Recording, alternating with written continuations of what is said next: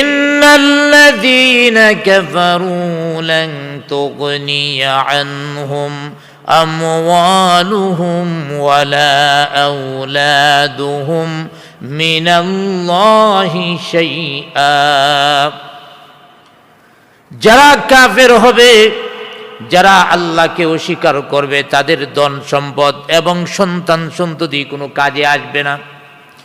মিনাল্লাহি শাইআ, আল্লাহ ছাড়া, অর্থাৎ কিয়ামতের ময়দানে তার সম্পদ সন্তান সন্ততি কিছুই কাজে আসবে না। একমাত্র কাজে আসবে আল্লাহ পাক যদি তাকে পছন্দ করেন। উলাইকা আসহাবুন নারি হুম ফিহা খালিদুন, তারাই হবে জাহান্নামের অধিবাসী, সেখানে চিরকাল পর্যন্ত তারা থাকবে, এখানেও চিরকাল। আর সবগুলি কাফেরদের বেলায়।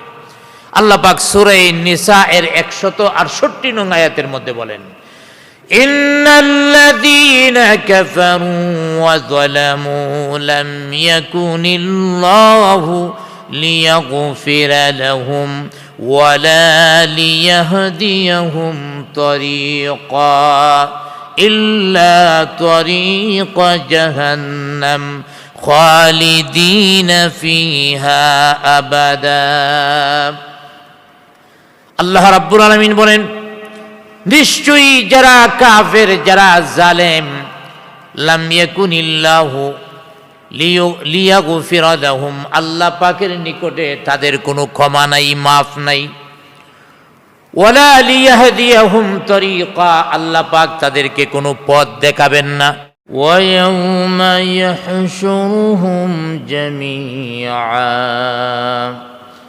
يا معشر الجن قد استكثرتم من الإنس وقال أولياؤهم من الإنس ربنا استمتع بعضنا ببعض وبلغنا أجلنا الذي أجلت لنا قال النار مثواكم خالدين فيها إلا ما شاء الله إن ربك حكيم عليم وكذلك نولي بعد الظالمين بعضا بما كانوا يكسبون. وقال تعالى في شان حبيبه إن الله وملائكته يصلون على النبي يا أيها الذين آمنوا صلوا عليه وسلموا تسليما بلغ العلا بكماله كشف الدجى بجماله حسنت جميع خصاله صلوا عليه جلتاه وسماه परवान मोहम्मद के जलती है सीने में अरमान मोहम्मद के बलागल उला बिकमालिही कशफत दुजा बिजमालिही हसनत जमीअ ख़िसालिही सल्लु अलैहि। मुअज़्ज़ज़ मुकर्रम হযরত মুসলিয়ানে কেরাম, প্রথমেই আল্লাহ সুবহানাহু তাআলার অসংখ্য অগণিত শুকর আদায় করি, যিনি আমাদেরকে বিভিন্ন ফিতনা ফাসাদ থেকে মুক্ত করে এশার নামাজ আল্লাহর ঘর মসজিদে জামাতের সাথে আদায় করে আবারও কোরআনুল করিম থেকে আলোচনা শোনার জন্যে বসার তৌফিক দান করেছেন। সকলে একবার বলি আলহামদুলিল্লাহ। ধারাবাহিকতা অনুযায়ী সূরা আনআম থেকে 128 এবং 129 দুইটি আয়াত আপনাদের সামনে তেলাওয়াত করেছি। এই দুইটি আয়াতের আলোকেই যতটুকু সম্ভব আলোচনা করা হবে। আমলের নিয়তে আলোচনা করার এবং আলোচনা শ্রবণ করার তৌফিক দান করুন। সকলে বলি আমিন। বিগত আয়াতগুলির মধ্যে আলোচনা গিয়েছে, এক নম্বর আলোচনা হলো কাফের এবং মুমিনদের মধ্যে আল্লাহ পাক দৃষ্টান্ত উপস্থাপন করেছেন। দ্বিতীয় নম্বর আলোচনা করা হয়েছে কাফেরদের ভয়াবহ অবস্থা সম্পর্কে আলোচনা করা হয়েছে। তৃতীয় নম্বর মুমিনদের শুভ পরিণতি সম্পর্কেও আলোচনা করা হয়েছে। আজকের তেলাওয়াতকৃত আয়াতের মধ্যে আলোচনা করা হয়েছে শয়তানের বন্ধুদের কি অবস্থা হবে। দুনিয়ার মধ্যে আমাদের বন্ধু থাকে, সেই বন্ধুটা যদি শয়তান হয় তাহলে আমাদের অবস্থা কত ভয়াবহ হবে সে সম্পর্কে আজকে আলোচনা করা হবে ইনশাআল্লাহ। কিয়ামতের দিন যখন হবে, কিয়ামতের দিন আল্লাহ রাব্বুল আলামিন সবাইকে একত্রিত করবেন। সমস্ত মানুষ এবং জিনদেরকে আল্লাহ পাক একত্রিত করবেন। আল্লাহ পাক আজকের তেলাওয়াতকৃত আয়াতের মধ্যে বলেন, ইয়াউমা ইয়াহশুরুহুম জামিআ ইয়া মা'শারাল জিন্নি ক্বাদ ইসতাকসারতুম মিনাল ইনস। আল্লাহ পাক কিয়ামতের দিন সবাইকে একত্রিত করবেন। জিনদেরকে প্রথমে ডাক দিয়ে বলবেন, ইয়া মা'শারাল জিন্নি, হে জিন সম্প্রদায়, ক্বাদ ইসতাকসারতুম, আর অধিকাংশ মানুষ তোমরা গুমরা করতে পেরেছিলে, অধিকাংশ মানুষকে তোমরা গুমরা করেছিলে মিনাল ইনস, মানুষের মধ্য থেকে। অর্থাৎ অসংখ্য মানুষকে তোমরা গুমরা করেছিলে, পথভ্রষ্ট করেছিলে, জাহান্নামের রাস্তা দেখিয়েছিলে। জিনদেরকে আল্লাহ রাব্বুল আলামিন এভাবে তিরস্কার করবেন। এখানে মূলত জিনেরা পথভ্রষ্ট করেছে, গুমরা করেছে, এই কথা কেন বলা হয়েছে? দুনিয়ার মধ্যে এক শ্রেণীর মানুষেরা দেবদেবীর পূজা করে, দেবদেবীর পূজা করে, এমন আছে না নাই? আমাদের দেশের মধ্যেও আছে। আসলে দেবদেবী বলতে কিছুই নেই। ওরা দেবদেবীর পূজা করে মনে করে তারা নাজাত দিবে। মূলত দেবদেবী বলতে কিছু নাই। দেবদেবীর পূজা করা মানে জিনদের পূজা করা, শয়তানের পূজা করা। এক কথায় জিনদের মধ্যে যারা শয়তান, এই শয়তানদের পূজা করা। অতএব শয়তান তাদেরকে দিশাহারা করেছে, অন্যায় অসুন্দর পথের দিকে তাদেরকে ধাবিত করেছে। এইভাবে মানুষকে শয়তান পথভ্রষ্ট করেছে। আর মানুষেরা মনে করেছে এই দেবদেবীর পূজা মানে আল্লাহর পূজা, অথচ এই দেবদেবীর পূজা মানে ছিল শয়তানের পূজা। এ সম্পর্কে আল্লাহ পাক সতর্কবাণী উল্লেখ করেছেন। দ্বিতীয় নাম্বার, জিনদেরকে যেমন একত্রিত করা হবে, মানুষকেও তো একত্রিত করা হবে। জিনদেরকে যখন আল্লাহ পাক এভাবে বলবেন তোমরা তাদেরকে পথভ্রষ্ট করেছ, গুমরাহ করেছ, তখন মানুষকে আর জিজ্ঞাসা করা লাগবে না, মানুষ আগে থেকেই নিজেদের থেকে যে কথা বলবে কিয়ামতের ময়দানে। قال أولياؤهم من الإنس ربنا استمتع بعضنا ببعض।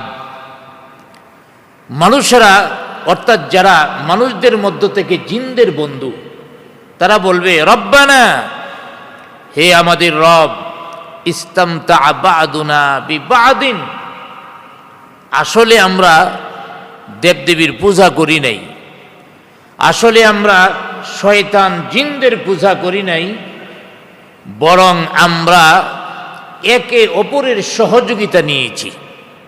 একদল আরেক দলের কি করছি? সহযোগিতা নিয়েছি।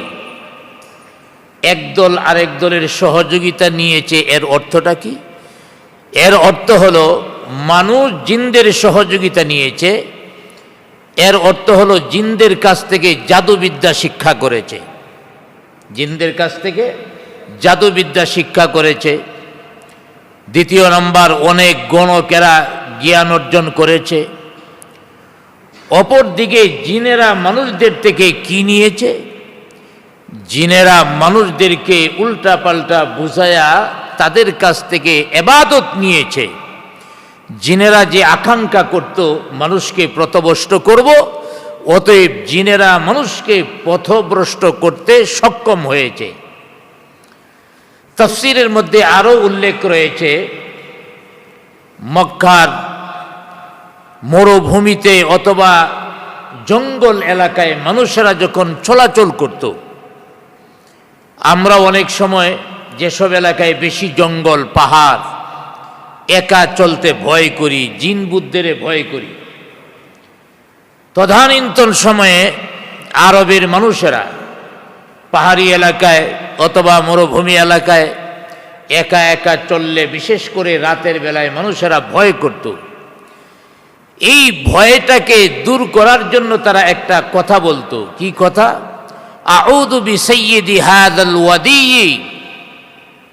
যে আমরা আশ্রয় প্রার্থনা করি এই জনপদের সর্দারের আশ্রয় প্রার্থনা করি, অর্থাৎ ওই এলাকার জিনদের যিনি প্রধান, তার আশ্রয় প্রার্থনা করি।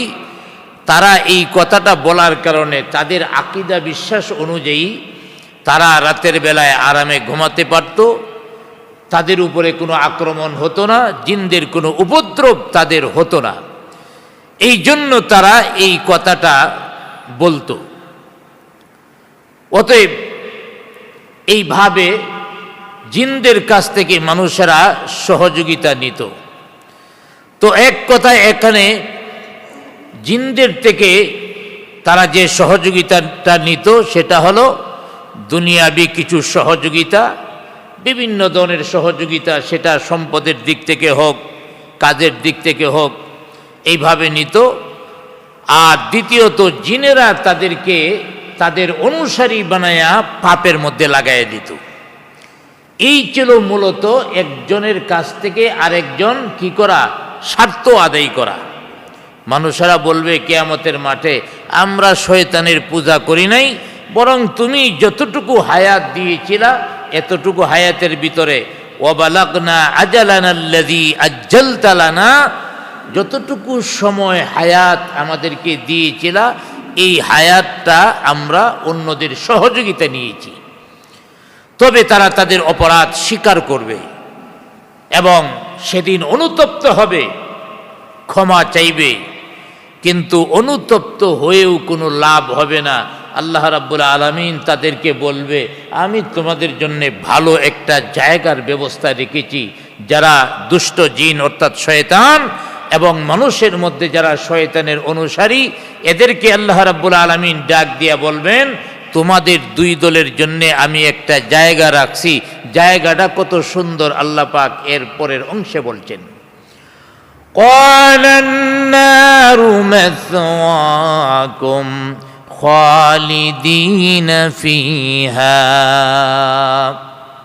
আল্লাহ রাব্বুল আলামিন বলবেন, ক্বালান নার, তোমাদের জন্য জায়গা হলো জাহান্নাম, তোমাদের জন্য জায়গাটা হলো জাহান্নাম। মাসওয়াকুম, তোমরা বসবাস করার জন্যে, তোমরা বসবাস করার জন্যে তোমাদের জায়গা হলো জাহান্নাম। খালিদিনা ফিহা, সেখানে তোমরা চিরকাল থাকবে। জাহান্নামের মধ্যে তোমরা চিরকাল থাকবে, এখান থেকে বের হতে পারবে না, জাহান্নামের চিরকাল শাস্তি ভোগ করবে। এরপরের অংশে বলেছেন ইল্লা মা শা আল্লাহ, তবে আল্লাহ পাক যাদেরকে ইচ্ছা করেন। আল্লাহ পাক ইচ্ছা করেন এর অর্থ কি? আল্লাহ পাক ইচ্ছা করেন এর অর্থ হলো যার বেলায় ইচ্ছা করেন তাকে শাস্তি দিবেন না, যার বেলায় ইচ্ছা করেন শাস্তি দিবেন না। তো ইল্লা মা শা আল্লাহ, এই কথাটার অর্থ মুফাসসিরগণ বিভিন্ন তাফসিরে বিভিন্নভাবে বলেছেন। যে আল্লাহ পাক যে বলেছেন ইল্লা মা শা আল্লাহ, আল্লাহ পাক যাকে ইচ্ছা তাকে শাস্তি দিবেন না, আমরা তো জানি কাফেরদেরকে চিরকাল পর্যন্ত শাস্তি দেওয়া হবে। তাহলে এখানে আল্লাহ পাক এই কথাটা দ্বারা কি বুঝিয়েছেন? মুফাসসিরগণ বলেছেন আসলে এই কথা দ্বারা বুঝিয়েছেন যে আল্লাহ রাব্বুল আলামিনের ইচ্ছা মুআফিক যে সময়টা দান করবেন, এই সময়টা শাস্তি দিবেন না কাফেরদেরও। এই সময়টা কোনটা? মুফাসসিরগণ বলেছেন কবর থেকে উঠার পর কিয়ামতের ময়দান পর্যন্ত। এই যে দুইটা সময়ের মাঝখানে, কিয়ামত থেকে, কবর থেকে উঠার পরে কিয়ামত অনুষ্ঠিত হবে, জাহান্নামে দেওয়ার আগ পর্যন্ত যে সময়টা আছে, এই সময়টাকে ইল্লা মা শা আল্লাহ দ্বারা বলা হয়েছে। কোন কোন মানুষ বলে, কোন মুফাসসির বলেছেন আসলে আল্লাহ পাক তাদেরকে ডাইরেক্ট জাহান্নামে দিবেন না, বরং এই ইহকাল থেকে তাদেরকে আগে হিমাগারে পাঠাবেন। হিমাগার, হিমাগার মানে কবর। দুনিয়া থেকে কবরে পাঠাইবেন, এই কবরের মধ্যে চিরকাল পর্যন্ত থাকবে। জাহান্নামের শাস্তি এখানে হবে না, এখানে ভিন্ন শাস্তি হবে। জাহান্নামের মূল শাস্তি যেটা, এটা আরো করা। অতএব এই সময়টা পর্যন্ত তাদের মাফ করা হবে। কোন কোন মুফাসসির বলেছেন ইল্লা শব্দটির অর্থ হলো ব্যতীত। যে কোনো জিনিসকে হ্যাঁ বোঝানোর জন্য ইল্লা শব্দ ব্যবহার করা হয়। অতএব এই ইল্লা শব্দ দ্বারা এখানে বোঝানো হয়েছে তাদেরকে জাহান্নামে দিবেন ইল্লা মা শা আল্লাহ, তবে আল্লাহ পাক যা চান। এর অর্থ হলো জাহান্নামীদেরকে আল্লাহ পাক বিভিন্ন প্রকারের শাস্তি দিবেন। সব কাফেরের কোয়ালিটি একরকম না। আবু জেহেলিয়া যে মানের কাফের ছিল, আরেকটা মক্কার সাধারণ লোক কি এই মানের কাফের ছিল? আবু জেহেল তো অনেক বড় মানের কাফের, এবং সে নবীজির দুশ্মনের এমন কোনো পন্থা বাকি রাখে নাই যা আবু জেহেল করে নাই। অতএব আবু জেহেলের শাস্তি আর সাধারণ কাফেরের শাস্তি তো একরকম নয়।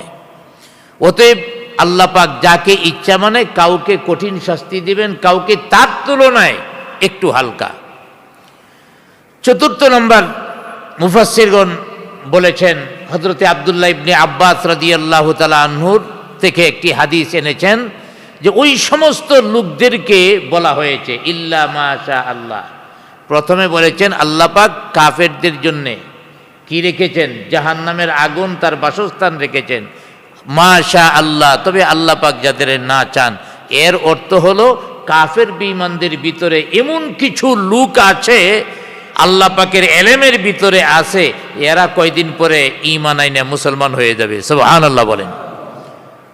অতএব ঈমানদার যারা, মুমিন যারা, তারা জাহান্নামে থাকবে না, জাহান্নামে প্রবেশ করবে, কিন্তু জাহান্নামে তারা চিরকাল থাকবে না। একটা সূত্র মনে রাখবেন, কাফের যারা তারা চিরকাল জাহান্নামে থাকবে, আর যারা মুমিন তারা জাহান্নাম থেকে শাস্তি ভোগ করে তারপরে সোজা আবার জান্নাতের মধ্যে চলে যাবে। অতএব এই বিষয়টি আল্লাহ পাক বুঝিয়েছেন যে মুমিনরা সবসময় জাহান্নামের মধ্যে থাকবেন না, জাহান্নাম থেকে আবারও বের হয়ে যাবেন। এবং এর পাশাপাশি এই আয়াতের মধ্যে এটাও বোঝানো হয়েছে মুসলমানরাও জাহান্নামে যাবে, মুসলমানরা জাহান্নামে যাবে।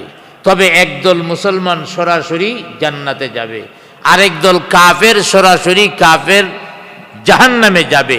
কাফেররা জাহান্নামে চিরকাল থাকবে, কখনো বের হতে পারবে না। ঈমানদার যারা জান্নাতে যাবে তারাও কখনো বের হবে না। দুইটা জিনিস, কাফেররা জাহান্নাম থেকে বের হতে পারবে না, আর মুমিন যারা আছে তারা জান্নাত থেকে বের হবে না। হ্যাঁ, জাহান্নাম থেকে বের হবে, কিন্তু জান্নাত থেকে কেউ বের হবে না। মুমিনরা চিরকাল থাকবে, কাফেররাও চিরকাল জাহান্নামে থাকবে। তবে মুমিন যারা তারা শাস্তি ভোগ করার পরে আবারও তারা জান্নাতের মধ্যে চলে আসবে, আল্লাহ পাক তাদেরকে জান্নাত দিয়ে দিবেন। এবং হাদিসের মধ্যে আসছে রাসূল আকরাম সাল্লাল্লাহু আলাইহি ওয়াসাল্লামের শাফাআতের মাধ্যমেও আল্লাহ পাক উম্মতকে কিছু কিছু উম্মতকে জাহান্নামের মধ্য থেকে বের করে আল্লাহ পাক জান্নাতের মধ্যে দিয়ে দিবেন। এরপর আল্লাহ পাক আয়াতের শেষ অংশে বলেছেন, ইন্না রাব্বাকা হাকীমুন আলীম, নিশ্চয়ই আল্লাহ রাব্বুল আলামিন প্রজ্ঞাময় জ্ঞানী। এই আয়াতের শেষ অংশে আল্লাহ পাক প্রজ্ঞাময় জ্ঞানী কেন বলেছেন? এটা দ্বারা আল্লাহ পাক বুঝিয়েছেন আল্লাহ পাকের যতগুলি কাজ আছে সবগুলি হিকমতপূর্ণ, তাৎপর্য মণ্ডিত। তাৎপর্য এবং হিকমত থেকে কোনো কাজ বঞ্চিত নয়। দ্বিতীয় নাম্বার, আল্লাহ রাব্বুল আলামিন যত কাজ করেন তিনি হাকিমুন আলিম, মানে আল্লাহ পাক যত কাজ করেন কোনো কাজ অহেতুক করেন না, ওকেজু করেন না। তৃতীয় নাম্বার, কোন মুফাসসিরগণ বলেছেন হাকিমুন আলিম দ্বারা এখানে বোঝানো হয়েছে বান্দা যা কাজ করে আল্লাহ রাব্বুল আলামিন তা অবগত আছেন। চতুর্থ নাম্বার, কোন মুফাসসিরগণ বলেছেন যে আসলে কার ভিতরে ঈমান আছে আর কার ভিতরে মুনাফিকি আছে কে জানেন? আওয়াজ দিয়ে বলেন, জানেন কে? সেটা আল্লাহ রাব্বুল আলামিন জানেন। পঞ্চম নাম্বার, কোন মুফাসসিরগণ বলেছেন হাকিমুন আলিম দ্বারা বোঝানো হয়েছে আল্লাহ রাব্বুল আলামিনের কোনো কাজ অযৌক্তিক নয়। এবং ষষ্ঠ নাম্বার, আরেকটা বিষয় বোঝানো হয়েছে যে আল্লাহ রাব্বুল আলামিন অপরাধীদের অপরাধের ধরন সম্পর্কে জানেন। সপ্তম নম্বর, হাকিমুন আলিম দ্বারা বোঝানো হয়েছে আল্লাহর দরবারে কোনো অবিচার নাই। আল্লাহ পাক কারো উপরে জুলুম করেন না, বরং ইনসাফপূর্ণ বিচার আল্লাহ রাব্বুল আলামিন করেন। তাইলে আমরা এই আয়াত থেকে জানলাম আল্লাহ রাব্বুল আলামিন কাফেরদেরকে চিরস্থায়ীভাবে জাহান্নামে দিবেন, মুমিনদেরকে চিরস্থায়ীভাবে জান্নাতে দিবেন। কিছু মুমিন জাহান্নামে ঢুকবে, তবে চিরকাল থাকবে না, শাস্তি ভোগ করার পরে আবার বের হয়ে আসবেন। এটা হলো আহলে সুন্নাত ওয়াল জামাতের আকীদা। কিছুদিন আগে আমাদের বাংলাদেশের এক বক্তা বলেছিলেন যারা জাহান্নামে যাবে জাহান্নাম থেকে আর বের হবে না, জান্নাতে যায় যেমন জান্নাত থেকে আর বের হবে না, জাহান্নাম থেকেও বের হবে না। জাহান্নাম থেকে বের হবে কি হবে না এ সম্পর্কে সে বলেছে জাহান্নাম থেকে বের হবে আমি কোনো হাদিস পাই নাই, একটা হাদিসও আমি পাই নাই। যাক, হাদিস আছে কিনা এতটুকু জেনে রাখি আমরা, জাহান্নাম থেকে মুমিনরা এক সময় বের হয়ে জান্নাতে যাবে। হাদিস আছে কি না সেটা আমি আপনাদের সামনে উপস্থাপন করব। এর আগে কাফেররা যে চিরস্থায়ী জাহান্নামী হবে এই কথাটা নিশ্চিত হওয়ার দরকার। কারণ বিভিন্ন বাতিল ফেরকা যারা আছে ওরা বলে থাকে কাফেররাও চিরকাল জাহান্নামে থাকবে না, একেবারে শাস্তি টাস্তি হইয়া তারপরে এক সময় বের হবে। যেমন আমাদের দেশে অনেক আসামির কি হয়, যাবজ্জীবন হয়। যাবজ্জীবন মানে সারা জীবন জেলে থাকবে, এটাই তো আমরা বুঝি। কিন্তু আসলে যাবজ্জীবন মানে মরার আগ পর্যন্ত থাকবে এমন না। যাবজ্জীবনেরও একটা হিসাব আছে। এই হিসাব, কারণ বছর কত দিনে হয়? আমাদের স্বাভাবিক দিনে জেলখানার বছর গোনানো হয় না, জেলখানার বছর আরও কম দিনে। অতএব সেই হিসাবে যাবজ্জীবনের আসামি এক সময় মুক্তি পাওয়া যায়। তো এর মধ্যে জুহাইমিয়া নামক একটা ফেরকা আছে, ওরা বলতেছে কাফেররাও এক সময় জাহান্নাম থেকে মুক্তি পাবে। আমার ভাইয়েরা, কিন্তু আল্লাহ পাক জনাবে মুহাম্মদুর রাসূলুল্লাহ সাল্লাল্লাহু আলাইহি ওয়াসাল্লামের উপরে কোরআনের আয়াত নাজিল করে জানায় দিয়েছেন, না, এটা সম্ভব নয়। আল্লাহ পাক কখনো কাফের বেঈমান মুশরিকদেরকে জাহান্নাম থেকে বের করবেন না। এই প্রসঙ্গে কোরআনুল কারীমের মধ্যে 57টার উপরে আয়াত রয়েছে, একটা দুইটা নয়। কাফেররা যে জাহান্নামে চিরস্থায়ীভাবে থাকবে সে সম্পর্কে 97টার উপরে কোরআনুল কারীমের মধ্যে আয়াত রয়েছে। এর মধ্যে সূরা বাকারার মধ্যে আল্লাহ পাক বলেন, ওয়াল্লাযীনা কাফারু ওয়া কাযযাবু বিআয়াতিনা উলাইকা আসহাবুন নার হুম ফিহা খালিদুন। আল্লাহ পাক বলেন, যারা কুফরি করে, ওয়া কাযযাবু বিআয়াতিনা, আমার আয়াতকে যারা মিথ্যায় প্রতিপন্ন করে, উলাইকা আসহাবুন নার, তারা হলো জাহান্নামের অধিকারী, হুম ফিহা খালিদুন, তারা চিরকাল জাহান্নামের মধ্যে থাকবে।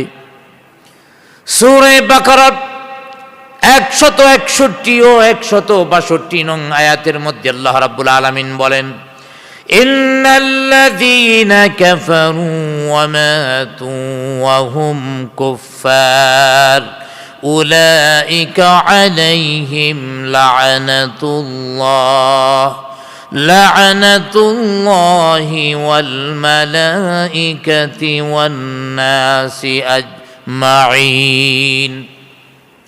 আল্লাহ রাব্বুল আলামিন বলেন, ইন্নাল্লাযীনা কাফারু, যারা কাফের, ওয়া মাতু ওয়া হুম কুফফারুন, কুফুর অবস্থায় তার মৃত্যু হয়। সে একজন কাফের, তওবা করেনি, কাফের অবস্থায় তার মৃত্যুবরণ হয়। উলাইকা আলাইহিম লানাতুল্লাহ, তার উপরে আল্লাহর পক্ষ থেকে লানত, অভিসম্বাদ।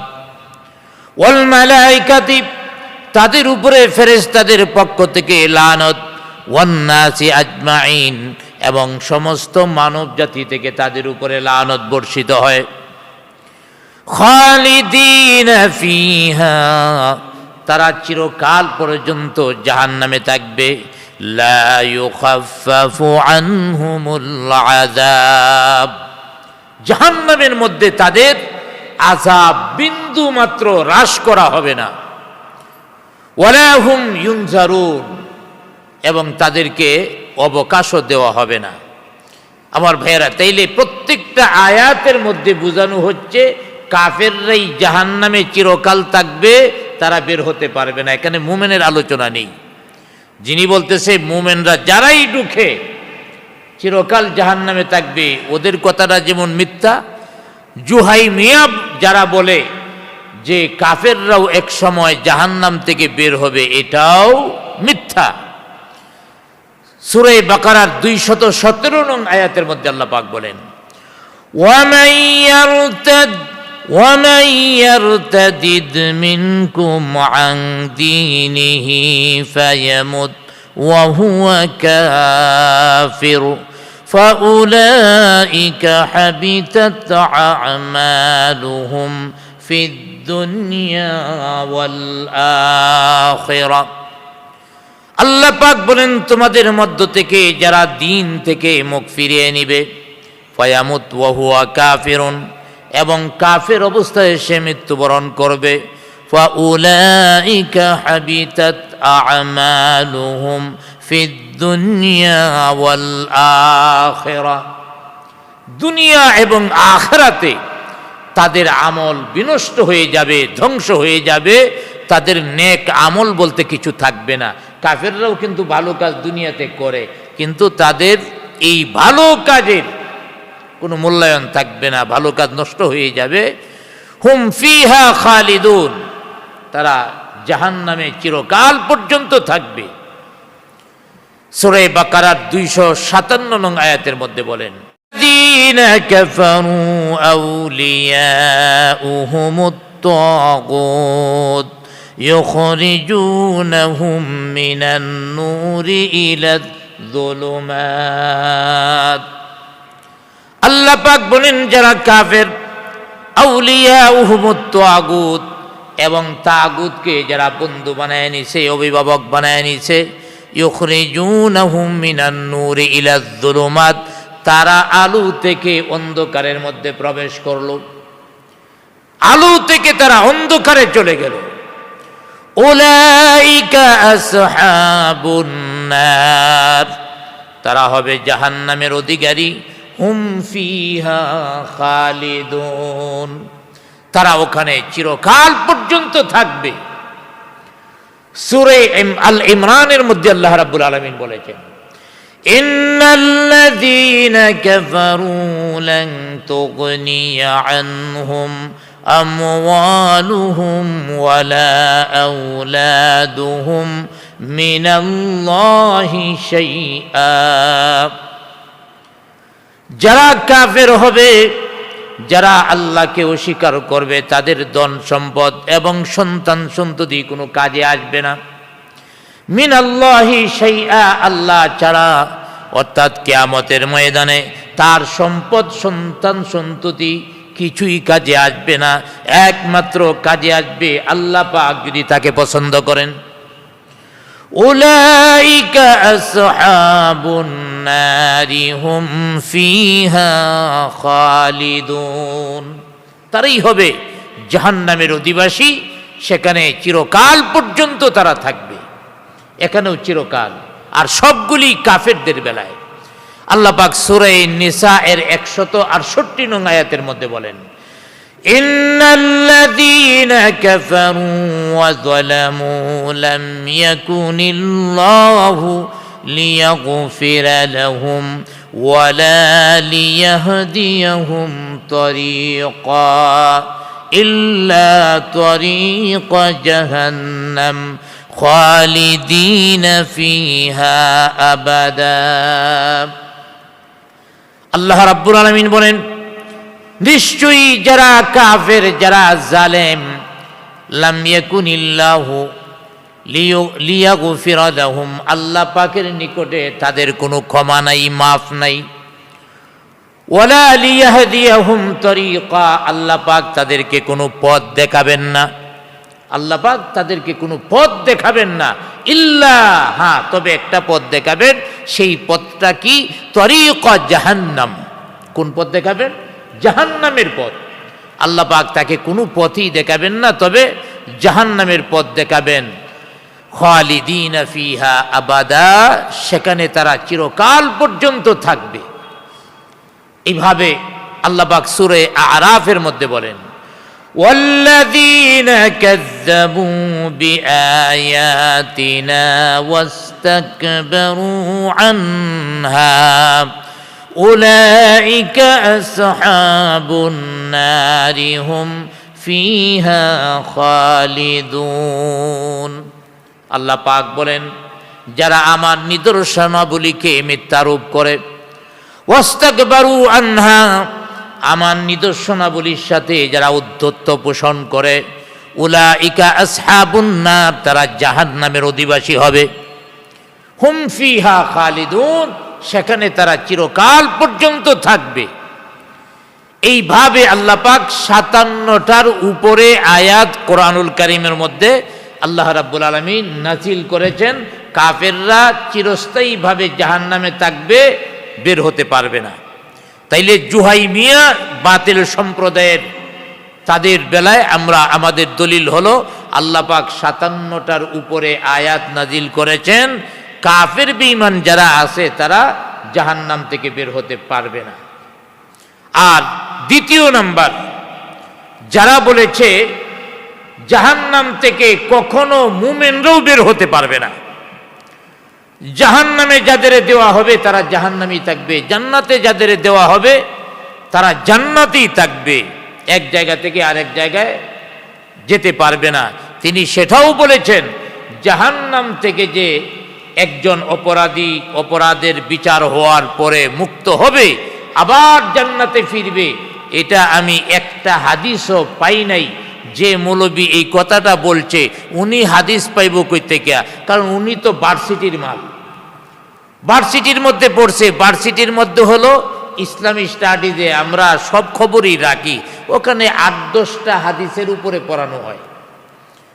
ইউনিভার্সিটির মধ্যে ইসলামী স্টাডিজ 8-10টা হাদিসের ব্যাখ্যা বিশ্লেষণ করা হয়, আর হাদিস হলো লক্ষ লক্ষ হাদিস। 8-10টা হাদিস পড়েই যদি আপনি বলেন আমি জাহান্নাম থেকে মুমিনরা বের হবে, এটা পাই নাই। জাহান্নামে যারা যাবে সবাই চিরকাল থাকবে, বের হতে পারবে না। বের হবে এমন কোনো হাদিস পাই নাই। আপনি পাইবেন কেমনে? আপনার পুঁজি তো ছোট। আমাদের দেশের মধ্যে 90 দশকে সবচেয়ে জনপ্রিয় বক্তা ছিলেন হযরত মাওলানা হাবিবুর রহমান যুক্তিবাদী সাহেব। উনি একটা উদাহরণ পেশ করেছিলেন। সেই উদাহরণটা হলো যে এক মহিলা তার ছেলেকে বিবাহ করাইছে। বাউন্যা মহিলা, বাটি মহিলারে বাউন্যা বলি আমরা। এই বাউন্যা পিচ্চি মহিলা, এটা মোট লম্বা হইল 1.5 ফিট। তো 1.5 ফিট যদি একটা মানুষ লম্বা হয়, এটার হাত কয় ফিট থাকবে? হাত হইল আধা ফিট। 1.5 ফিট মহিলার হাত কতটুকু? আধা ফিট হাত। অতএব ওরে দিছে কলসি বইরে পানি নিয়ে আসো। ওই গেছে কলসি বুড়ায়া কোনো মতে এখন কাহের মধ্যে নিবে। এই 1.5 ফুটের মহিলা 1 ফুটের কলসি কেমনে নেয়? পার্সাপার্সি করতে করতে এক সময় গলার হাড় ছিঁড়া ওই কলসির ভিতরে যায় পড়ে গেছে। এখন তো বউ শাশুড়িকে বলতেছে আম্মা সর্বনাশ হয়ে গেছে।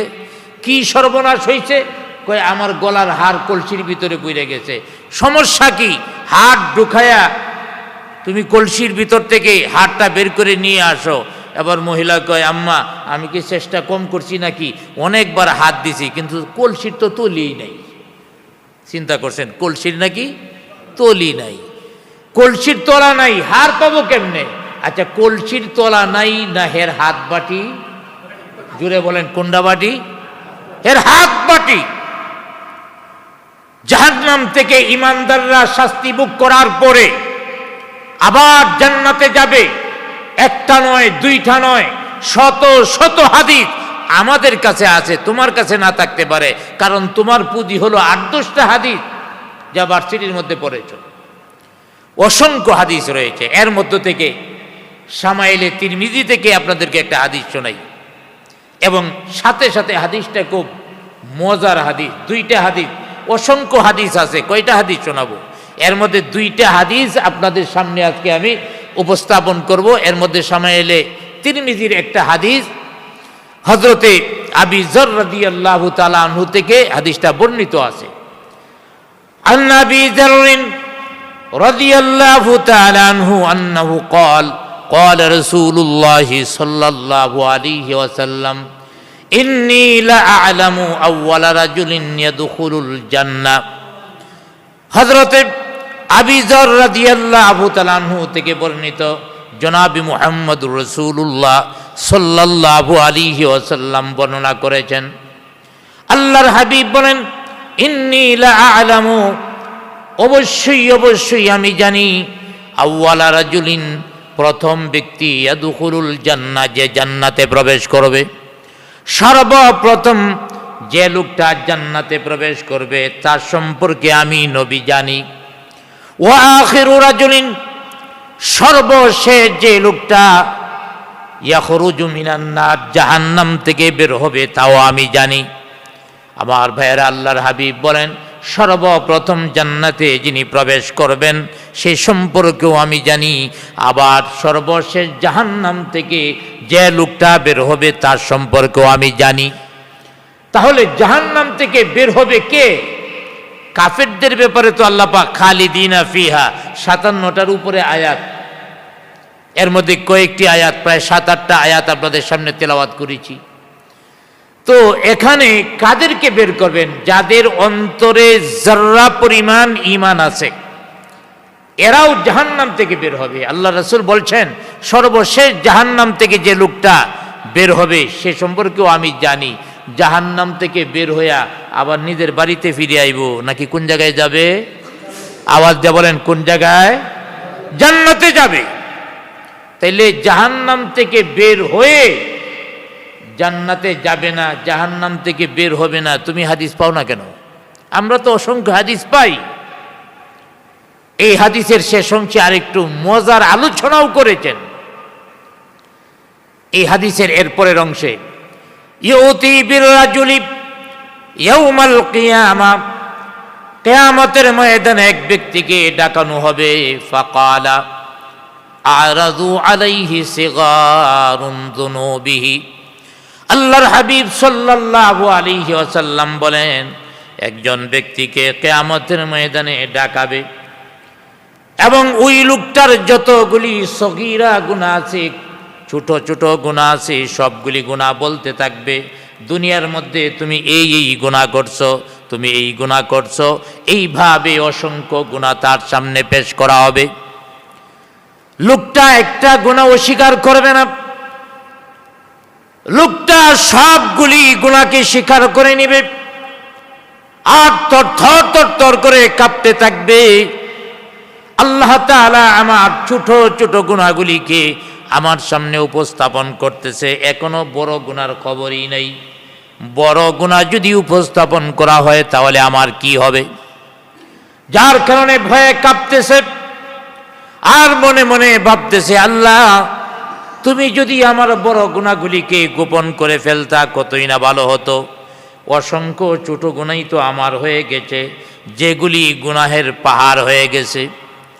আবার ভাইরা এই অবস্থায় কাঁপতেছে লোকটা, আল্লাহ পাক ফেরেশতাদেরকে ডাক দিয়া বলবেন, ওরে ফেরেশতারা, ওই লোকে যতগুলি সগীরা গুনাহ করেছে প্রত্যেকটা সগীরা গুনার পরিবর্তে তোমরা একটা করে নেকি দিয়া দাও। সুবহানাল্লাহ, আরো জোরে বলেন। চিন্তা করছেন যতগুলি সগীরা গুনাহ করছে সবগুলির বিনিময়ে একটা করে নেকি। লোকটার ভাগ্যটা কত ভালো, যখন সবগুলি সগীরা গুনার একটা করে নেকি পাওয়া গেল, লোকটার সাহস বাড়ছে না কমছে? এবার সাহস নেয়, তখন তো কাঁপছে, এবার সাহস নেয়, কয় আল্লাহ আমার তো গুনাহ আরো রয়েছে, আমার গুনাহ দেখতেছে অপরাধের কারণে এখন নেকি পাইছে। এখন লোকটা বলতে থাকবে, আল্লাহ গুনাহ তো আমার আরো আছে, ছোট গুনাহগুলি না মাত্র দেখলা, বড় গুনাহগুলি এখনো আমার রয়ে গেছে। এই কথা শুনে রাসূল আকরাম সাল্লাল্লাহু আলাইহি ওয়াসাল্লাম এই ব্যক্তির ঘটনা জিব্রাইলের কাছে শুনে আল্লাহর রাসূল হাসি দিলেন। কেমন হাসি দিলেন? মারি পর্যন্ত বাইর হয়ে গেছে। সুবহানাল্লাহ বলেন। আল্লাহর নবীজি দাঁত বের করে হাসতেন না, মুস্কি মুস্কি হাসতেন। তো এই দিন মারি পর্যন্ত বের হয়ে গেলেন। আরেকটা হাদিস আছে যেটা প্রসিদ্ধ হাদিস, মিশকাত শরীফ সহ বিভিন্ন হাদিসের কিতাবের মধ্যে, যে হাদিসটাকে বলা হয় হাদিসে দিহিক, মানে হাসির হাদিস। জাহান্নাম থেকে বের হওয়ার হাদিস পাও না, জাহান্নাম থেকে মুমিনরা বের হওয়ার হাদিস, প্রসিদ্ধ হাদিস। এই হাদিসটাও সে জানে না, বুঝলাম না কিভাবে সে পড়ছে আর ওয়াজি করে কেমনে, বয়ানই করে কেমনে, কারণ এটা সাধারণ মানুষেরা পর্যন্ত জানে। যে হাদিসটা আপনাদের সামনে এখন আমি উপস্থাপন করব, এই হাদিসটা এমন যে এই হাদিসটা যখন আল্লাহ পাক জিব্রাইল আলাইহিস সালামের কাছে দিলেন, তুমি যে আমার নবীরে জানাও, জিব্রাইল আলাইহিস সালাম তখন হাসছিলেন। জিব্রাইল আলাইহিস সালাতু ওয়াস সালাম আল্লাহর রাসূলের কাছে হাদিস বর্ণনা করতেছেন, জিব্রাইলও হাসতেছে, রাসূল শুনতেছেন, রাসূলও হাসতেছেন। সুবহানাল্লাহ বলেন। রাসূল সাল্লাল্লাহু আলাইহি ওয়াসাল্লাম এই হাদিস বয়ান করতেছেন, সাহাবায়ে কেরাম শুনতেছেন, নবীজিও হাসেন, সাহাবায়ে কেরামও হাসেন। সুবহানাল্লাহ বলেন। এখন পর্যন্ত আল্লাহর নবীর পর থেকে এখন পর্যন্ত যত মুহাদ্দিস এই হাদিস ছাত্রদের পড়ান, মুহাদ্দিসও হাসেন, ছাত্ররাও হাসেন। সুবহানাল্লাহ বলেন। এখানে হাসা সুন্নাত, হাসিটা তো কম ভালো, কোরআন শরীফের আয়াত, তোমরা কম হাসো, বেশি বেশি কাঁদো। এই জায়গার মধ্যে এই হাদিসের সময় হাসি দেওয়া এটাও সুন্নত। সুবহানাল্লাহ বলেন। হাদিসটা কি আমার ভাইয়েরা? হাদিসটা হলো, একটা লোক জাহান্নামে থাকতে থাকতে থাকতে থাকতে পুড়তে পুড়তে কয়লা হয়ে যাবে। জাহান্নামে যখন তাকে দেওয়া হবে,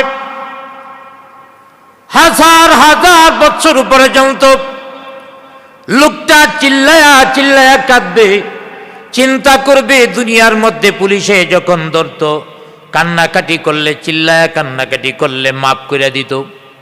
যা কোনো মানুষ যখন শাস্তি দিত, মারত, চিল্লায়া কাঁদলে কিছুটা মায়া লাগতো, ছেড়ে দিত। যার কারণে হাজার হাজার বছর পর্যন্ত লোকটা কাঁদতে থাকবে, কিন্তু শাস্তি কমবে না, একটা মুহূর্তের জন্যও তার শাস্তি হ্রাস করা হবে না। হাজার বছর চলে যাওয়ার পর লোকটা চিন্তা করবে, দুনিয়ায় শুনেছিলাম ধৈর্যের নাকি ভালো ফলাফল হয়ে থাকে, ধৈর্য ধরে দেখি। এবার ফেরেশতারা যতই শাস্তি দেখ না কেন ধৈর্য ধারণ করে থাকবে, আওয়াজ করবে না। হাজার হাজার বছর পার হয়ে যাবে, শাস্তি হতেই থাকবে, শাস্তি হতেই থাকবে, একটা গুনাহ মাফ হবে না, শাস্তি হ্রাস হবে না। এইভাবে হাজার হাজার বছর পর্যন্ত জাহান্নামে থাকবে। আমার ভাইয়েরা, হাজার হাজার বছর পরে তার গুনাহগুলির শাস্তি ভোগও কমে আসবে। এবার একদিন আল্লাহর দরবারে ডাক দিয়া বলবে, আল্লাহ, হাজার হাজার বছর আমি জাহান্নামের মধ্যে আছি, আর সহ্য হচ্ছে না। আল্লাহ তাআলা, তোমার নিকটে আমার ফরিয়াদ, আমি জানি আমি পাপী, আমি গুনাহগার, আমাকে তুমি মাফ করবা না। তোমার কাছ থেকে জাহান্নাম থেকে মুক্তিও চাই না, তবে শুধু এতটুকু চাই, আল্লাহ তাআলা এখন আমাকে জাহান্নাম থেকে উঠায়া জাহান্নামের পারে বসার জন্য একটু সুযোগ করে দাও। জাহান্নাম থেকে উঠায়া জাহান্নামের পারের মধ্যে যদি তুমি বসাও, এরপরে আর তোমার কাছে কিছু চাইব না, কমপক্ষে একটা রিকোয়েস্ট তুমি রাখো। আল্লাহ পাক বলবেন, ওরে বান্দা, জাহান্নাম থেকে উঠায়া তোমাকে যদি জাহান্নামের পারের মধ্যে রাখি, তুমি আর কিছু চাইবা না তো? না, আর কিছু চাইব না। আল্লাহ পাক লোকটাকে জাহান্নাম থেকে উঠায়া জাহান্নামের পারের মধ্যে বসায়া দিবেন। সুবহানাল্লাহ বলেন। লোকটা যখন জাহান্নাম থেকে উঠবে, চিন্তা করবে, আরে আমি তো জান্নাতের মধ্যে আইসা গেলাম, জান্নাতের মধ্যে আইসা গেলাম, এমন অনুভব করবে। কারণ জাহান্নামের মধ্যে কত ভয়াবহ শাস্তি। আমার ভাইয়েরা, এই জাহান্নামের শাস্তি থেকে মুক্তি পেয়ে জাহান্নামের পারের মধ্যে লোকটা বসে যাবে। কিছুদিন যাওয়ার পর ওই লোকটা চিন্তা করবে, আরে আমি জাহান্নাম থেকে উঠে জাহান্নামের পারে আছি, আর একটু দূরে যদি যাইতে পারতাম তাইলে তাপটা আর লাগতো না, এখনো তো জাহান্নামের আগুনের তাপ লাগে। আল্লাহর দরবারে আবার ডাক মারবেন, আল্লাহ। আল্লাহ পাক বলবেন, কিরে বান্দা, আবার ডাক দিলে কেন? আল্লাহ গো, তুমি দয়া করে জাহান্নাম থেকে আমাকে জাহান্নামের পারে উঠাইছো, আর একটু দয়া করে জাহান্নাম এবং জান্নাতের মাঝামাঝি জায়গায় আমার একটু সুযোগ দাও। জাহান্নামের তাপটা আমার কাছে আর ভালো লাগে না, আমি আর সহ্য করতে পারছি না, তোমার কাছে আর কিছু চাই না, জান্নাত জাহান্নামের মাঝখানে একটু জায়গা দিয়ে দাও। জান্নাত জাহান্নামের মাঝখানের জায়গাটার নাম হলো আরাফ। এই আরাফের মধ্যে আমার একটু জায়গা দাও। আল্লাহ তাআলা বলবেন, আরে বান্দা, আরাফে দেওয়ার পরে আবার আমার কাছে কি তুমি চাইবা? জাহান্নাম থেকে পারে দিয়েছিলাম, বলছিলা জাহান্নামের পারে এসে আর কিছু চাইবা না, কিন্তু আবার বলতেছো আরাফে দেওয়ার জন্যে। আরাফে তোমাকে দিব, তবে আরাফ থেকে আর কিছু চাইবা না। এবার সে শপথ করে বলবে, আল্লাহ, আর কিছু চাইব না। আমাদের একটু সরাও আগে। এবার আরাফের মধ্যে লোকটাকে নেওয়া হবে। আরাফের মধ্যে থেকে কই, সর্বনাশ, এত আরামের জায়গা, অথচ এটা আরামের জায়গা না, এটা শাস্তিও না, আরামও না, দুইটার মাঝখানকে আরাফ বলা হয়। এখন লোকটা আরাফের মধ্যে থেকে অন্যদিকে তাকাইছে, তাকায়া দেখে জান্নাতের গেট কত সুন্দর জলমল জলমল করতেছে। লোকটা আর নিজেরে সংবরণ করতে পারবে না। কিছু কিছু জিনিস আছে নিজেকে নিয়ন্ত্রণ করা যায় না। আমাদের কিশোরগঞ্জের একজন বক্তা ছিল হযরত মাওলানা আব্দুর রহমান জামি রহমাতুল্লাহ আলাই। উনি এমন একজন ওয়াইজ ছিলেন, ওনার ওয়াজের মধ্যে যায় অনেক সময় বুড়া মানুষ হাসতে হাসতে প্রস্রাব করে দিত, কাপড় নষ্ট করে বলাইতো, এমন ছিলেন। কিন্তু প্রত্যেকটা কথা ছিল যৌক্তিক, তিনি হাসতেন না। তো আব্দুর রহমান জামি রহমাতুল্লাহ আলাই এক মাহফিলের মধ্যে বলতেছিলেন যে জান্নাতের একটা হুর যদি কিশোরগঞ্জে আইসার নামে শহীদি মসজিদে আর নাইমিয়া শহরের দিকে যাইতে থাকে, কিশোরগঞ্জের মধ্যে সবচেয়ে বড় আল্লাহর ওলি ছিলেন হযরত মাওলানা আতহার আলী রহমাতুল্লাহ আলাই। অনেক বড় আলেম, পাকিস্তান পিরিয়ডে তিনি সংসদ সদস্য ছিলেন, এমপি ছিলেন এবং প্রেসিডেন্ট আইয়ুব খানের পীর ছিলেন। তো আতহার আলী রহমাতুল্লাহ আলাইও যদি দেখতেন ওই জান্নাতি হুরের পিছনে পিছনে ছুটতো, তার পিছনে পিছনে যাইতো, তখন জামি সাহেব বলছেন আপনারা মনে করতেছেন তাইলে মনে হয় হুজুরের চরিত্র খারাপ। না, হুজুরের চরিত্র খারাপ না, অন্য মানুষ তো যাইবই, হুজুর যে আল্লাহর ওলি এরপরেও যাবে। কারণ জান্নাতি মহিলা দেখার পরে দুনিয়ার কোনো মানুষ নিজের নিয়ন্ত্রণ করতে পারবে না। তো ওই লোকটাও নিজেকে আর নিয়ন্ত্রণ করতে পারবে না, জান্নাতের গেট দেইকে আবার ডাক মারবেন আল্লাহ। আল্লাহ পাক বলবেন ওরে বান্দা আবার কেন ডাক দিয়েছো, আবার কি চাও? ওই লোকটা ডাক দিয়া বলবে আল্লাহ তাআলা তুমি আমাকে জাহান্নাম থেকে, জাহান্নামের পারে দয়া করে জায়গা দিয়েছিলা, ওখান থেকে তুমি আরাফে এনেছো, এখন জান্নাতের সামনে, এখন আরাফে জায়গা দিয়েছো। আল্লাহ তাআলা কত সুন্দর জান্নাত, জান্নাতের নাজ নিয়ামত কত সুন্দর। আমি জানি তুমি আমাকে জান্নাত দিবা না, আমি জান্নাত তোমার কাছে চাইবও না, তবে তোমার কাছে আমি চাই আমাকে জান্নাতের গেটটার কাছে একটু যাওয়ার সুযোগ দাও। সুবহানাল্লাহ বলো, একটু গেটটার কাছে যাও, সুযোগ দাও, ভিতরে ঢোকার লাগে তোমার কাছে বলবো না, খালি একটু যায় গেটটা দেখি, জানালাগুলি দেখি। ওই লোকটাকে জান্নাতের গেটের সামনে যেতে অনুমতি দেওয়া হবে। জান্নাতের গেট দিয়া ভিতরের দিকে তাকায় দেখবে সর্বনাশ, জান্নাতের গাছের মধ্যে ফলগুলি লটকে আছে, ঝুলে আছে। জান্নাতের ভিতরে কত নাজ নিয়ামত, জান্নাতের ভিতরে কত কিছু। ওই লোকটা দেখে নিজেকে আর সামাল দিতে পারবে না, আবার ডাক পারবে আল্লাহ। আল্লাহ পাক জবাব দেবেন ওরে আমার বান্দা কি চাও? আবার ডাক দিলা কেন? তুমি বলেছো জান্নাতের গেটের সামনে যাইতে জায়গা দিলে, আর তুমি কিছু চাইবা না। ওরে বান্দা এরপরও তুমি কি চাও? ওই বান্দা ডাক দিয়া বলবে আল্লাহ তাআলা তুমি আমাকে জাহান্নাম থেকে পারে উঠাইছো, পাপ থেকে আমাকে আরাফে জায়গা দিয়েছো, আরাফ থেকে আমাকে জান্নাতের গেটের সামনে জায়গা দিয়েছো। আল্লাহ তাআলা জান্নাতের গেটের সামনে যেহেতু জায়গা দিয়েছো, আর একটু দয়া করে জান্নাতের ভিতরে একটু প্রবেশ করার জন্য অনুমতি দাও। ওয়াদা দিলাম জান্নাতের কোনো গাছের ফলের মধ্যে ধরবো না, কোনো নিয়ামতের মধ্যে ধরবো না, শুধু জান্নাতের রাস্তা দিয়ে একটু হাঁটমু, কিছুই খাবো না, ধরবো না, ওয়াদা দিলাম একটা ফলের মধ্যে ধরবো না। এবার আল্লাহ পাক বলবেন ধরবে না তো? কয় না আল্লাহ ধরবো না। এবার আল্লাহ পাক অনুমতি দিবেন, জান্নাতের ভিতরে প্রবেশ করবেন। জান্নাতের ভিতরে প্রবেশ করিয়া এমন দৌড় দিবেন, মানুষ জান বাঁচানির লেগে কেমন দৌড়টা দৌড়ে। যদি পুলিশের থেকে কোনো মতে বাঁচতে পারে, কি মনে করেন কি দৌড়ানিটা দৌড়াইব? এরে অনেক সময় হেলিকপ্টারে দৌড়াইও পাওয়া যায় না। তো ওই লোকটা চিন্তা করবে আমার যদি আবার বাইর করে দেয়, এ জান্নাতের দিকে দ্রুত দৌড়াতে থাকবে, হাজার হাজার মাইল দৌড়তে থাকবে। এবার আল্লাহ পাক ওখানে ধরবে, এই থাম, আর কই যাস? কই হুজুর আরো যাই। আল্লাহ পাক পুরাটা জান্নাত দেখাই। আচ্ছা পুরা জান্নাত দেখা সম্ভব হেল লাগিয়া? আল্লাহ পাক বলবেন থামো, থামছে। কি ব্যাপার আল্লাহ কিছু বলবেন? কই বলবো না মানে তুই তো জান্নাতে ঢুকছস কিছুক্ষণের লাগে বাইরো। এবার ওই লোকটা শক্ত হয়ে যাবে, কি বলো বাইরো মুখের লাগিয়া আমি জান্নাতে। জান্নাতে তো তুমি ঢুকছো, কিছুক্ষণ থাকবা তারপরে বেরিয়ে যাইবা, বের হও। কয় অসম্ভব, বের হওয়া যাবে না।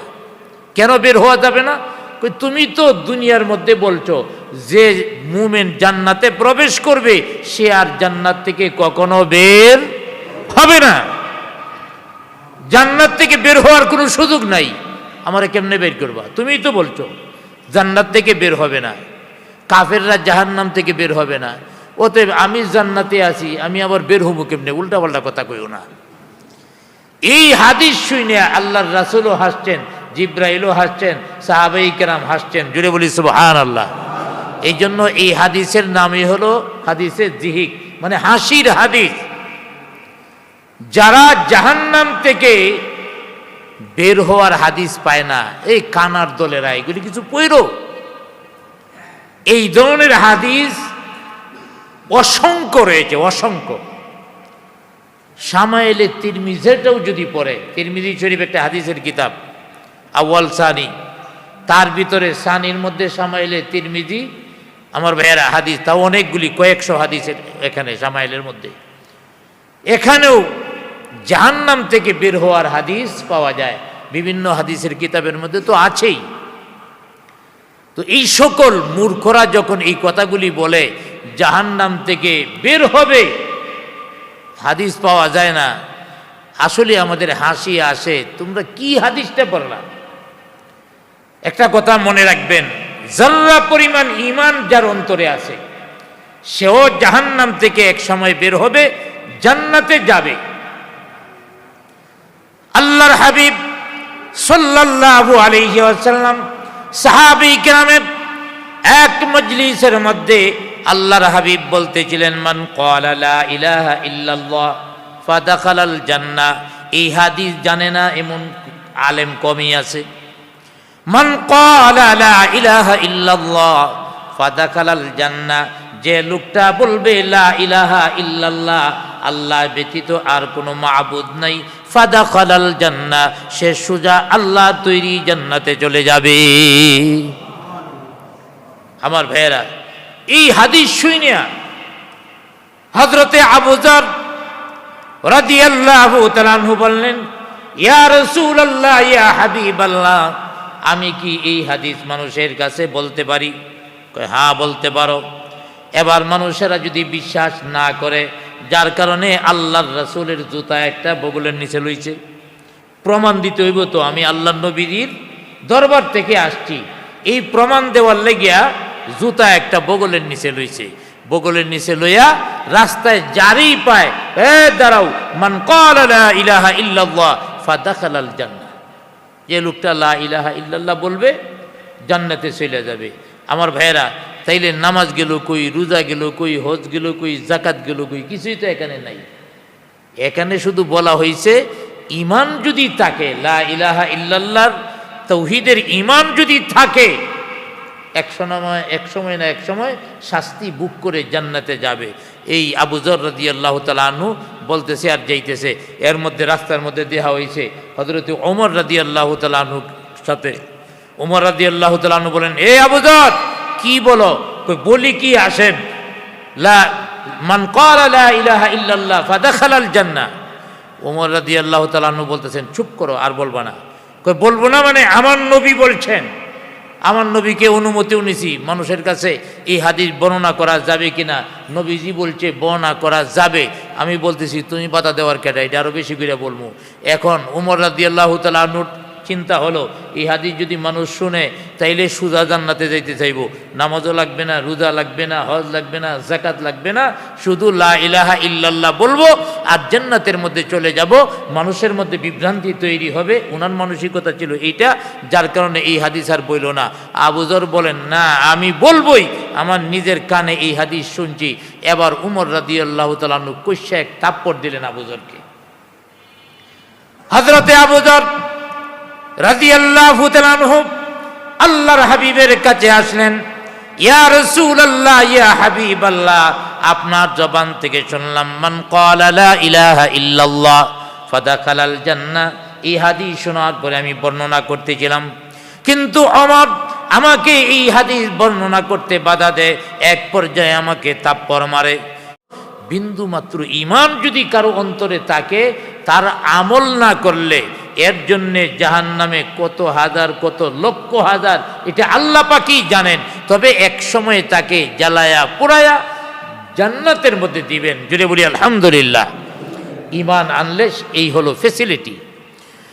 আমার ভাইয়েরা, তাইলে বোঝা গেল কাফেররা চিরকাল জাহান্নামে থাকবে আর মুমিনরা চিরকাল জান্নাতে থাকবে। যে সকল ইমানদার মুমিন জাহান্নামে প্রবেশ করবে, শাস্তি ভোগ করার পরে এক সময় না এক সময় আবারও জান্নাতের মধ্যে আসবে, এই আকীদা পোষণ করতে হবে। এটা হলো আহলে সুন্নাত ওয়াল জামাতের আকীদা। আজকে তেলাওয়াতকৃত দ্বিতীয় আয়াত অর্থাৎ 129 নং আয়াতের মধ্যে আল্লাহ পাক বলেন, وَكَذَلِكَ نُوَلِّي بَعْضَ الظَّالِمِينَ بَعْضًا بِمَا كَانُوا يَكْسِبُونَ। আল্লাহ পাক বলেন, এমনি ভাবে আমি জালেমদের মধ্য থেকে একজনকে আরেকজনের বন্ধু বানায়া দিছি। জালেমদের মধ্যে একজন আরেকজনের বন্ধু, এই কথাটার অর্থ কি? এই কথাটার অর্থ হলো শয়তান জিন যারা আছে, শয়তান জিনের সাথে বন্ধুত্ব, তেমনিভাবে মানুষের মধ্যে শয়তান যারা, তারা তাদের মধ্যে বন্ধুত্ব হবে, অথবা শয়তান জিন আর শয়তান মানুষের মধ্যে বন্ধুত্ব হবে। অর্থাৎ যে কিসিমের, ওই কিসিমের লোকের সাথেই তার সম্পর্ক হবে। আমার ভাইয়েরা, এই আয়াতের তাফসীরের মধ্যে কয়েকটা ব্যাখ্যা এসেছে। এর মধ্যে একটা ব্যাখ্যা হলো, এই আয়াত দ্বারা আল্লাহ পাক জালেমদের মধ্য থেকে একজন আরেকজনের বন্ধু বানায় দেন। এই কথাটার অর্থ হইল, দুনিয়ার মধ্যে যে সমস্ত কাফেরেরা তারা কুফরি করত এবং শয়তানের সাথে তাদের কি ছিল, সম্পর্ক ছিল, কিয়ামতের ময়দানে আল্লাহ পাক তাদের একত্রেই রাখবেন। নোয়াল্লি, কোন তাফসীরকারকগণ বলেছেন, নোয়াল্লি শব্দের অর্থ হলো অন্যের বন্ধু। নোয়াল্লি এই আয়াতের মধ্যে ওয়াকাযালিকা নুওয়াল্লি বা'দা যালিমিনা বা'দা, এখানে নুওয়াল্লি একের অপরের বন্ধু হওয়া। কোন মুফাসসিরগণ বলেছেন যে দুনিয়ার মধ্যে মুমিন যারা, তারা অন্যান্য মুমিনদেরকে কল্যাণের পথের দিকে আহ্বান করত, আর কাফের বেঈমান যারা, তারা একে অপরকে অকল্যাণের পথে আহ্বান করত। তাইলে মুমিনরা মুমিনদের সাথে মিল, আরেক মুমিনরে সৎ পরামর্শ দিত, আর কাফের তারা অন্যজনকেও কুফরির দাওয়াত দিত। তাইলে কাফেরে মিল, মুমিনে মিল, মুমিনে বন্ধু, কাফেরে বন্ধু। এই কথাটাই বলেছেন, ওয়াকাযালিকা নুওয়াল্লি বা'দা যালিমিনা বা'দা, জালেমরা একে অপরের বন্ধু হবে। কবিতার ভাষায় বলেন, মাইলে মুমিন সোয়ে মোমেন মিশাওয়াদ, মাইলে মোমেন সোয়ে মোমেন মিশাওয়াদ, মাইলে কাফের সোয়ে কাফের মিশাওয়াদ, মাইলে কাফের সোয়ে কাফের মিশাওয়াদ। কবি বলেন, মোমেনের সাথে মিল, কাফেরের সাথে মিল। এইভাবে লোকটা যে ধরনের হবে, সেই ধরনের লোকের সাথে মিল হবে। এই আয়াত দ্বারা বোঝানো হয়েছে, কিয়ামতের ময়দানে শয়তান এবং কাফের বেঈমান তারা একই জায়গার মধ্যে পাশাপাশি থাকবে। কোন মুফাসসির বলেছেন, নুওয়াল্লি অর্থ হলো কাছাকাছি থাকা, অর্থাৎ দুজখে কাফের এবং জিনেরা, শয়তানেরা একত্রে থাকবে। এবং কালবি থেকে আরেকটা রিওয়ায়াত রয়েছে, হযরতে আব্বাস রাদিয়াল্লাহু তাআলা আনহু থেকে হাদিসটা বর্ণনা করেছেন। এখানে জালেমরা একে অপরের বন্ধু, এই প্রসঙ্গে বলা হয়েছে যে আসলে জালেমরা একে অপরের বন্ধু হয়। কেমনে হয়? তিনি বলেছেন যে আল্লাহর নবী সাল্লাল্লাহু আলাইহি ওয়াসাল্লাম এক হাদিসের মধ্যে বলেছেন যে মানুষ যখন, সাধারণ জনগণ যখন জালেম হয়ে যায়, অর্থাৎ সাধারণ মানুষের যখন আল্লাহ পাক অকল্যাণ চান, তখন তাদের উপরে এমন শাসক চাপায়া দেন যে শাসকটা হবে জালেম। আমি আবারও কথাটা বলছি, ভালো করে বুঝেন।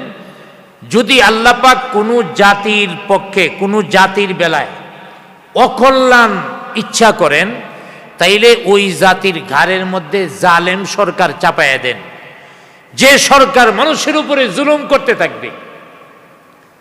অর্থাৎ এক জালেমরে দেয়া আর এক জালেমরে সাইজ করবে। এটা হলো আল্লাহ পাকের একটা নীতি। এই প্রসঙ্গে আরেকটা হাদিস রয়েছে, হযরতে আলী রাদিয়াল্লাহু তাআলা আনহুর রেফারেন্সে সেই হাদিস। হযরতে আলী রাদিয়াল্লাহু তাআলা আনহু যখন একেবারে মৃত্যুর উপকূলে ঢলে পড়লেন, মুলজেম নামে একজন গোলাম হযরত আলী রাদিয়াল্লাহু তাআলা আনহুকে ছুরিকাঘাত করেছিলেন। এই ছুরির আঘাতে রক্তক্ষরণের কারণে তিনি দুর্বল হয়ে গেলেন, মৃত্যুর সম্মুখীন হয়ে গেলেন। লোকজন হযরতে আলী রাদিয়াল্লাহু তাআলা আনহুর কাছে আসলেন, হে খলিফাতুল মুমিনিন, আপনি মৃত্যুর কোলে ঢলে পড়েছেন, আপনার মৃত্যুর উপরে কে খলিফা হবে এটা যদি মনোনীত করে যেতেন। হযরত আলী রাদিয়াল্লাহু তাআলা আনহু বলেন, আমার মনোনীত করার কোনো প্রয়োজন নাই। আল্লাহ পাক যদি তোমাদের কল্যাণ চান, তাহলে আল্লাহ রাব্বুল আলামিন একজন ভালো শাসক তোমাদের উপরে দিয়া দিবেন। আল্লাহ পাক যদি তোমাদের কল্যাণ না চান, আল্লাহ পাক যদি অকল্যাণ চান, তাইলে আল্লাহ পাক তোমাদের উপরে একজন জালেম চাপায়া দিবেন। আমাদের উপরে আল্লাহ পাকের কল্যাণের উদ্দেশ্য ছিল, যার কারণে আমাদের খলিফা হয়েছিল হযরতে আবু বকর রাদিয়াল্লাহু আনহু। আমাদের উপরে আল্লাহর কল্যাণের ইচ্ছা ছিল, যার কারণে খলিফা হয়েছিল হযরত ওমর। আমাদের উপরে কল্যাণের ফয়সালা ছিল, যার কারণে খলিফা হয়েছিল হযরতে উসমান। অতএব আমার পরে যদি তোমাদের প্রতি কল্যাণের ইচ্ছা হয় আল্লাহ পাকের, তাইলে ভালো খলিফা আল্লাহ পাক দিয়া দিবেন। আর কল্যাণ যদি ইচ্ছা না করেন, তাহলে জালেম আল্লাহ পাক চাপায়া দিবেন। যে জাতির জন্য কল্যাণের ইচ্ছা আল্লাহ পাকের থাকেন না, এই জাতির উপরে আল্লাহ পাক জালেম চাপায়া দেন। কেন জালেম চাপায়া দেন? জাতির লোকেরাও জালেম, তবে ছোট জালেম। এই জন্যে আল্লাহ পাক তাদের ঘাড়ের উপরে বড় জালেম চাপায়া দেন। আর জানোয়ারের বেলায় সব সময় শক্তিশালী জানোয়ার ছোট জানোয়ারগুলিকে প্রহার করে, মারে, আঘাত করে। দেশের জনগণ যখন অধিকাংশ জালেম হয়ে যায়, আল্লাহ রাব্বুল আলামিন তাদের উপরে আরো বড় জালেম চাপায়া দেন। কেন চাপায়া দেন? ছোট জালিমগুলিরে সাইজ করার লাগিয়া। অতএব সরকারের দুইশা লাভ নাই। সরকার ভালো হওয়া খারাপ হওয়া আমাদের চরিত্রের কারণে, ঠিক কিনা? জোরে বলেন, আরো জোরে বলেন, ঠিক কিনা? কারণ আমাদের যখন চরিত্র নষ্ট হয়ে যায়, ভালো সরকার আশা করি কেমনে? অতএব আমরা জালেম, আল্লাহ পাক বড় জালেম চাপাইয়া দিবেন আমাদের সাইজ করার লাগে। তবে যে জালেমরা জনগণের সাইজ করবে, আল্লাহ পাক তাদের মনে ছেড়ে দিব? আল্লাহ পাক তাদের ছাড়বেন না। প্রথম বড় জালেমরে দিয়া ছোট জালেমরে সাইজ করবেন, এরপরে আল্লাহ পাক বড় জালেমরে ধরার মতো ধরবেন, শক্তভাবে বড় জালেমরে ধরবেন। অতএব এখানে ওয়াকাযালিকা নুআল্লি বা'দাজ যালিমিনা বা'দা, আল্লাহ পাক জালেমদেরকে একে অপরের বন্ধু বানায় দিবেন। এখানে এটাও উদ্দেশ্য যে জালেমরা একে অপরের বন্ধু হয়। আর আরেকটা বিষয় হলো, আল্লাহ পাক যদি কোনো জাতির কল্যাণ চান, তাহলে আল্লাহ পাক ভালো শাসক দিয়া দেন। আর যদি আল্লাহ পাক অকল্যাণ চান, তাহলে জালেম শাসক ছাপাইয়া দেন। এই জন্যে আমরা নিজেরা জালেম হওয়া যাবে না, এবং আল্লাহর কাছে সবসময় দোয়া করতে হবে, আল্লাহ আমাদেরকে সমস্ত জুলুম থেকে হেফাজত করো, এবং আমাদের শাসক ইনসাফওয়ালা, ভালো পরহেজগার মুত্তাকিন মানুষকে আমাদের শাসক বানায় দাও। এভাবে আল্লাহর কাছে দোয়া করতে হবে। আল্লাহ পাক কবুল করুন। আল্লাহ পাক আমাদেরকে এমন শাসক দান করুন যারা জনগণের প্রতি খেয়াল রাখবে, ইনসাফের আচরণ করবে। আল্লাহ পাক তৌফিক দান করুক। সকলে বলি আমিন।